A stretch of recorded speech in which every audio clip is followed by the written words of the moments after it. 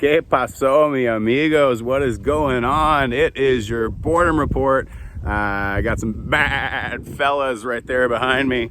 Right now, we are down in Valle de Guadalupe, which, if you don't know about Valle de Guadalupe, it is one of the best wine regions in the world. I don't care what anyone else says. Valle de Guadalupe is about two and a half hours south of the U.S.-Mexico border. And if you haven't been here, you should definitely come check it out. There's so many good options down here. The wineries have exploded, but more than anything else, the culinary scene down here has just gone insane. So today we are at Damiana, and Damiana, actually, let me back out here real quick. I want to just show you, because we're walking like through the field, but let me just pan around here and check out this awesomeness right here. This is where we are at. We just walked down a little dirt road there, and then now we're right in this thing that is totally it's totally hidden. You got 3 tables in here, and you hear me say like all the time, what I love about Mexico are the things that you can do and that you can get away with culinarily that you can't typically do in the States. But Damiana, I came here about a week ago. This is pretty cool too. Check, this is their menu. They have 7 courses planned out. I just saw them actually do all that right on the on the refrigerator there as we were kind of setting up and everything. But this is cool too. You know I love barbecue. Check that puppy up. Pretty awesome, man. So much cool stuff here. But today at Damiana, we're sitting down with the chef, the man, the myth, the legend, Chef Esteban. What is up, brother? How are you? How's it going, man? How's the things? Doing pretty good. Thank you for man. coming. Thank you. I'm super excited about this, man. Let me take a seat here. Make sure we got good vision on everything. But Chef Esteban, I randomly met him. A friend of ours was trying to connect me through like your cousin or something like that. Yeah, something like that. And we were down in Ensenada maybe a month ago, and just happened to run into this guy and find out it's the one that they were trying to hook me up with to meet. And I mean, I've heard so much good stuff about this guy. So do me a favor. Cool. Tell me a little about yourself, your background, and then tell me about Damiana, and then we'll get into some of this awesomeness sitting right here. Cool. So a little bit about myself. I'm from Mexicali, Baja, California, which is around 3 hours from here. I went to culinary school in New York. Awesome. After that, yeah, that's why. Go Yankees. He sports the NY all the time. Yeah, I do. Yeah, you do. After that, I work in different places like San Diego, LA, San Francisco. Okay. And because of COVID, like this was it hit pretty hard a lot of people, you know? Yeah, so it was about readapting and like figuring out what to do. Yeah. And not just standing like without doing anything. Yeah. So you started this during COVID? Exactly, yeah. We've been open for 2 months now. Yeah. We started playing it like around January or so. And yeah, like it was an opportunity for me I found this place and I thought it was like a good opportunity to put a small restaurant, like tasting menu, like you said, 3 tables so we can take care of a lot of details. Yeah. And yeah, that's what we're doing now. No, so the tasting menu he's talking about, if you haven't been to like a tasting setup, maybe it's 5, 6, 7, 8, 9 courses. I think yours is like a 7 course, but we ended up having more like 8 or 9. Yeah, so it's technically it's 6 courses, but we do start with 3 amuse-bouches, like 3 quick bites, like just to start like the meal. It's like little appetizers, so right? Like 1 or 2 bites, yeah. And then we go into 6 courses.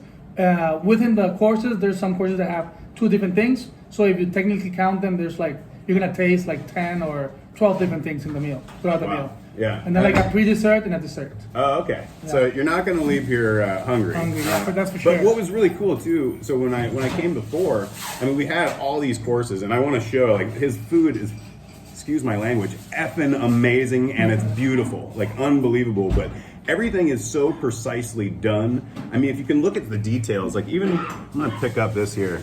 If you can see that, I mean, there's so much freaking detail that goes into it, and you watch these guys work it when they have the little tweezers, putting the micro flowers on there and cool stuff like that.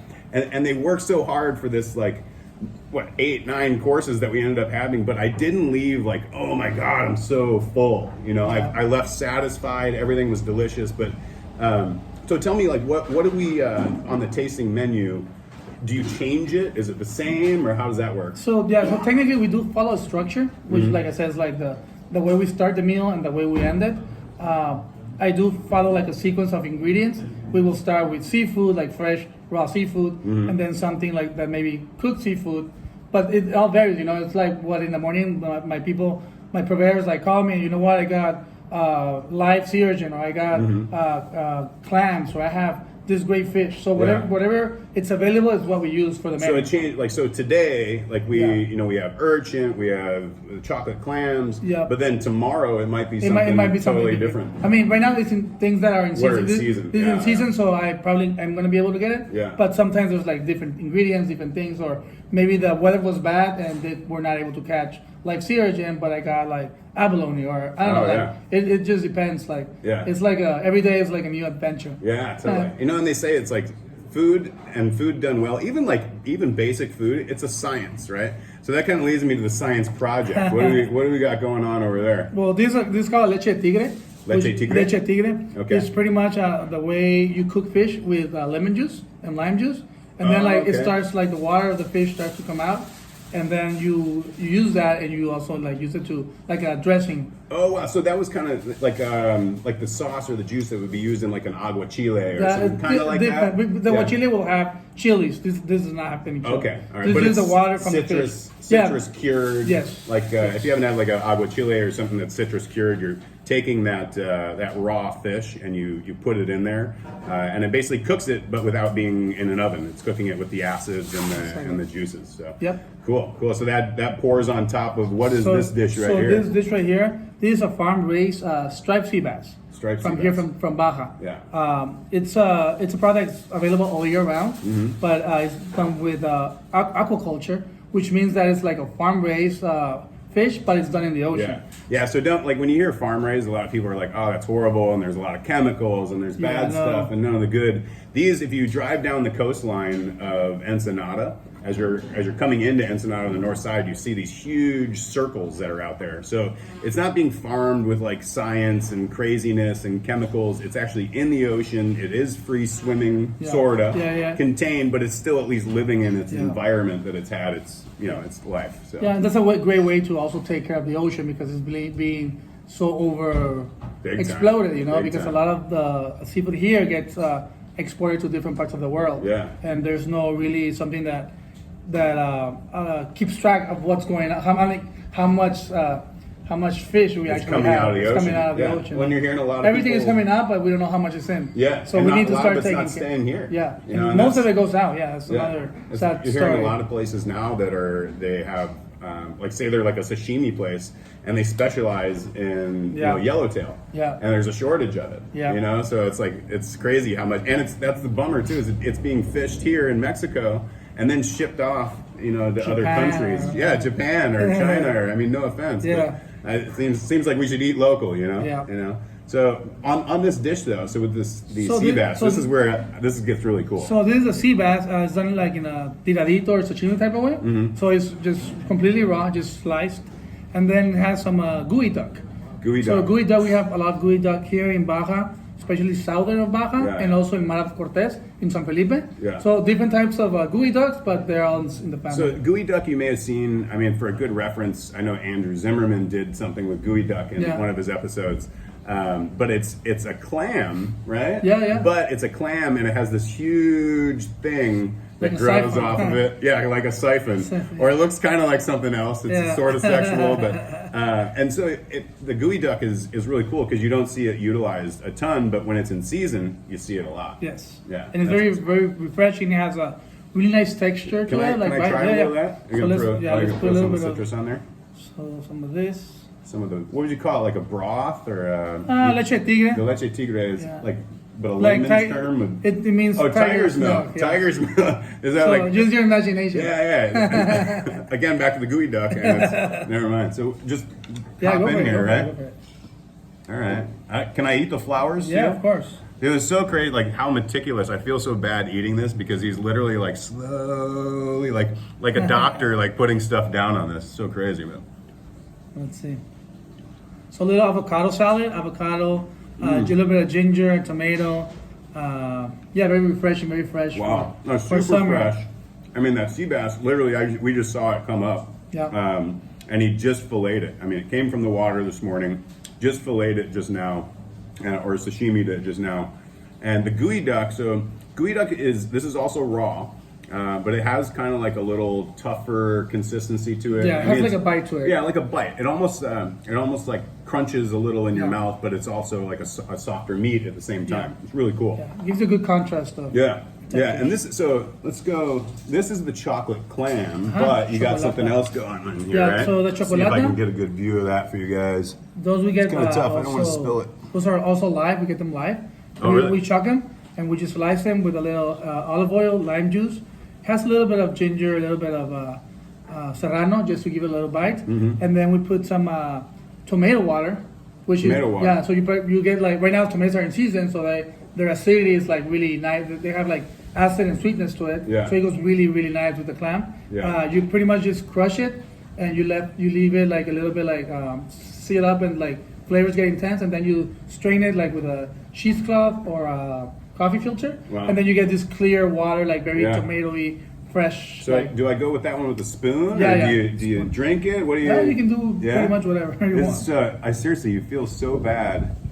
God, is that too big of a bite? Yeah, that's I'm being a big American here. Huh? And then we have some preserved lemon on top. Preserved lemon on top. And I saw that you have the preserves up there. You can't see it, but they're doing it all themselves. Yeah, it takes like 2 or 3 months, and then a little bit of basil oil. Oh man. So that was live literally like 20 minutes ago. Oh really? Yeah. It's moving still. Huh? Oh man, that's so good. And again, fresh, bright flavors. Yep. But to steal a line from a friend of mine, Aaron, what's cool here is there's so many layers of flavor to his dishes, and every layer means something. Like it separates, it's not just one big melded thing. And this is where I get onto, I know you love working with what? With sea urchin. Sea urchin. So if you haven't seen, you see this puppy right here? If you guys haven't seen a sea urchin, I'm gonna kind of try to pick it up a little to show you. So these things, you don't want to step on these puppies in the ocean. These are super hard. If they go into your feet, it's going to hurt like heck. Oh, yeah. But tell me what we got going on in here. And there's another name, like, so if you go to like a sushi restaurant or you see umami, right? Uni. Okay, so uni is also sea urchin. Yeah. Okay, so what do we have going on here? So this is a green gazpacho. Green gazpacho is like a cold soup. Cold soup. This is done with tomatillo, avocado, cucumber, some basil, and some raw garlic. Wow. So it's very refreshing as well. Fresh, yeah. And then it's topped with the fresh uni or sea urchin. And then we have like these little things that are called brass knuckles. No, not brass knuckles. I forgot the name of it. Percebes. So in Spanish is percebes. Percebes. So in English, we put the translator on, and in English it's barnacles. I think we go with it. Let's go with the Spanish side. I think it sounds a lot better than. I keep on forgetting. But they're cool. And he was shucking these things. And again, I go back to like there's so much work that goes into these dishes that you feel bad eating them because each one is meticulously done, and there's so much time put into it. And so with the barnacles. They're interesting. They're not super salty. They have a little chew to them. But you would think, something in the ocean automatically should be really salty. But it was almost like a mix between like a shrimp and a clam or an oyster or something like that. Right? Yeah, I agree. So the uni, if you ever see it, you get the live sea urchin, and this guy rocks, man. He seriously, he masters it. I think he does it in his sleep sometimes. But with the gazpacho, the cold soup, if you haven't had a gazpacho by itself, a good one will rock your world. I promise you. Again, it's like, and you said, it's fresh, it's bright. There's no like heavy flavors to it. Yeah. And even if you don't like, fish, you say, oh, I don't like fish because it's too fishy. These are things that you can have that really aren't like overly fishy. Yeah, and the way they're prepared just makes you not even like close your eyes and you almost wouldn't even know you're eating fish. Yeah. Well, actually, and that's like something that like whenever something tastes fishy is because it's not that good. Like seafood should not taste or smell fishy. Right. It should smell like clean sea, like the sea. Yeah, like salt like water, but sea fresh, air. Yeah, not absolutely. fishy. Shouldn't smell. So this is awesome. So this is basically this Damiana. Am I saying that? Damiana.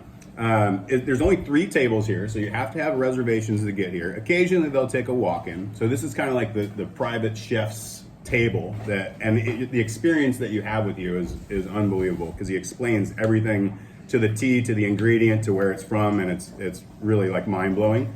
But then you're also working on an oyster bar upstairs, right? We're doing like, hopefully like in the next month or so. Okay. It's gonna be all small, like maybe a couple of tables as well.